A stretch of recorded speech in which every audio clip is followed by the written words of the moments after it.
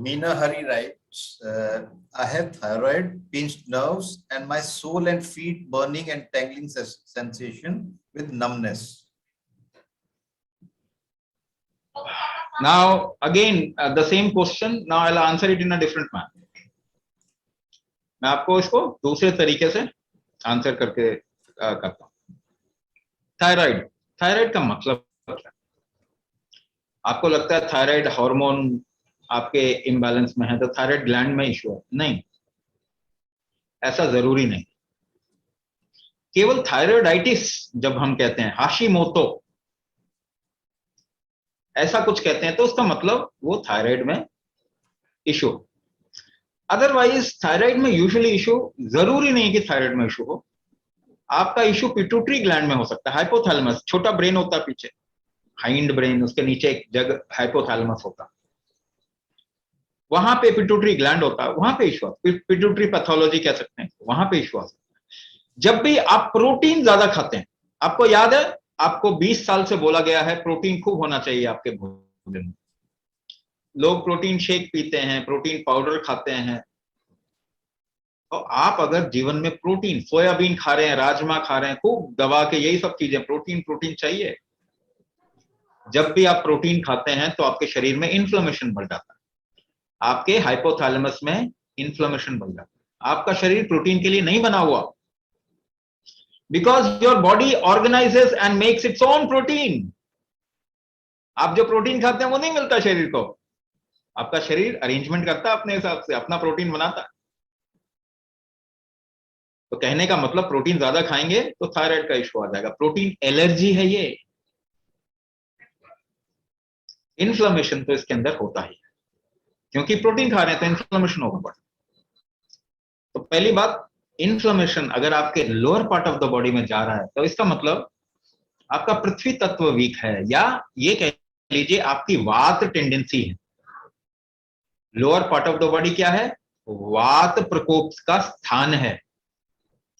अगर आपकी वात की टेंडेंसी है तो जो इन्फ्लेमेशन होगा वो lower part of the body में ज्यादा होगा. अगर आपकी कफ की टेंडेंसी है तो अपर पार्ट, माइग्रेन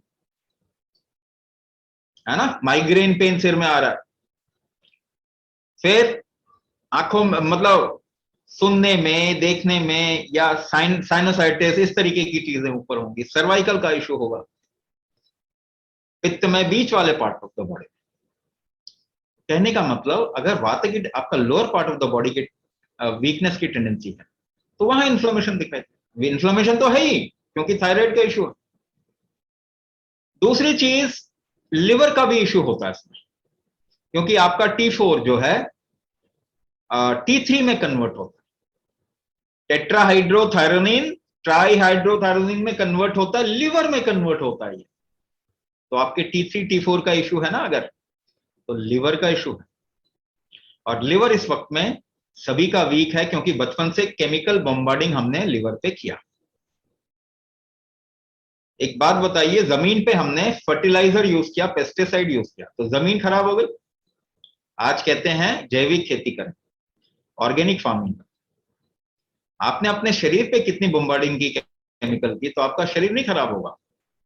इसकी जैविक खेती कब शुरू करनी है? कभी तो करना पड़ेगा.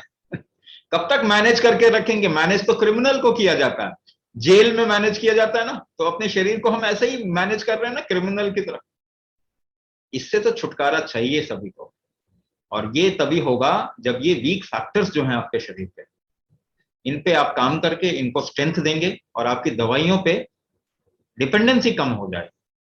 अगर आपके शरीर में स्ट्रेंथ और इसके फैक्टर्स वापस आएंगे, देखेंगे आपको थायराइड की गोली की जरूरत नहीं पड़ेगी.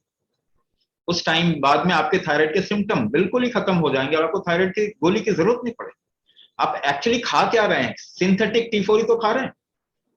थायरोक्सिन, थायरोनॉम जो आप खाते हो, क्या synthetic chemical T4, synthetic T4, which is not good for the body. वो शरीर के लिए अच्छा थोड़ा ही है वो. So improve the factors of this body. Arrangement factor कहते हैं इसी को, जो जो प्रोटीन को अरेंज करने की क्षमता है आपके शरीर की. इसी को बुद्ध दोष कहा जाता है, इसी को बुद्धि कहा जाता है. अरेंजमेंट करने की क्षमता, इसको बढ़ाएंगे तो थायराइड इशू ठीक हो जाएगा। पर आपके शरीर की जितनी सिम्टम है वो तो हम इस प्रोग्राम में बिल्कुल ठीक कर देंगे। उसके बाद में in many cases you'll see your thyroid problem will evaporate. If there is a little bit problem left, then we'll suggest you something else.